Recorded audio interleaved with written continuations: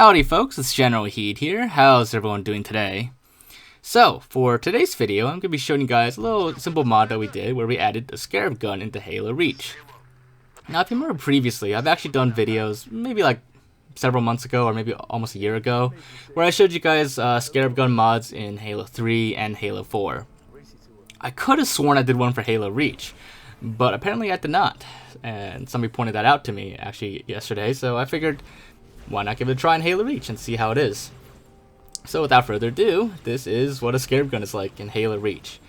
Now, for those of you who might remember from Halo 2, the Scarab gun was an Easter egg hidden outside the map. It's like a little plasma rifle that shoots Scarab beams out, and it was really, really powerful. Now, of course, in Halo 3, the Scarab beams were nerfed, and actually after Halo 2, there wasn't an actual Scarab gun Easter egg anymore. But Scarab, there technically is a Scarab gun. It's just, you know, part of the Scarab model since Halo 3. It's the same thing with Halo Reach. There technically is a Scarab gun, but it's just part of the Scarab model, and it's never used in gameplay. However, you do see it in cutscenes a little bit. So all I did was just took the plasma rifle and swapped the projectiles with the actual Scarab beam projectiles from the Scarab, and I matched the fire rate and other stats from the actual Scarab itself.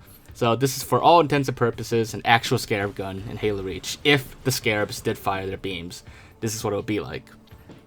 Now, if you guys remember from my Halo 3 video, Scarab beams weren't that powerful. I mean, actually, yeah, they fire the beams at you in gameplay a lot, and you know they don't really do much to you. But just like in Halo 4, the Halo Reach beams are crazy powerful. Like, they do massive amounts of damage, and you can see like their explosive force is huge, pretty much on par with the one in Halo 4. I haven't compared the two side by side yet, but perhaps for a future video, and maybe that's why I'm doing this video, we could compare to see which Halo game has the strongest or best Scarab gun. But for now, you can see what it's like in Halo Reach. So, yeah, you can see like it's the explosion. It's like a mini nuke almost. Just a single bolt, and it generates like a huge explosion, almost like a glassing beam, really, from like the mission New Alexandria. There's like simply no other weapon in Halo Reach that's as powerful, and it's a good thing because like if the Scarabs actually like fired their beams in gameplay, their main beams, that would just be like way overpowered, which makes sense because in Halo 3 they nerfed the beams a lot, because if they fired like instant kill, like super powerful beams in gameplay, yeah, you would not survive. Even on like easy difficulty, it'd be crazy. But as you can see, the beams, they're really fast, they're accurate, and they pretty much one-hit kill anything. So, as you can probably imagine, their damage values must be really high. But it was pretty much the same case in Halo 4. Now, Halo 4 didn't even have a Scarab in like gameplay at all, whether any missions or stuff. But one of the Spartan Ops missions did have a Scarab in the game files. It was the Halo Reach Scarab still left behind in Halo 4.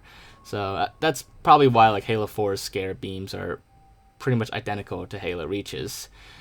But yeah, so as you can see, even the blast radius is huge. Like just firing over there, it pretty much cleared the entire section of this map. I don't think any, like, almost no enemies survived.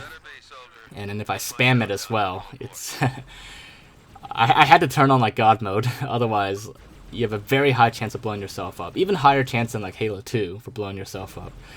So, who knows, it could be more powerful than Halo 2's Scarab gun, but we'll see one day. Now the cool thing is that even at the end, it's actually really effective during the part where you're supposed to be using the mag cannon to take out the phantoms. Instead, if we use the Scarab gun here instead, you can see it's super effective and pretty much more useful than the mag cannon itself. Every phantom is pretty much blown up, and because of the splash damage, anything near that phantom is also blown up with it.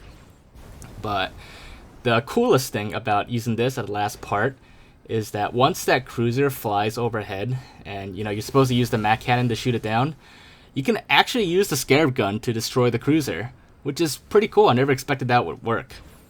I did a video once about whether you could kill the cruiser without using the mag cannon, and it relied on like having something collide into it.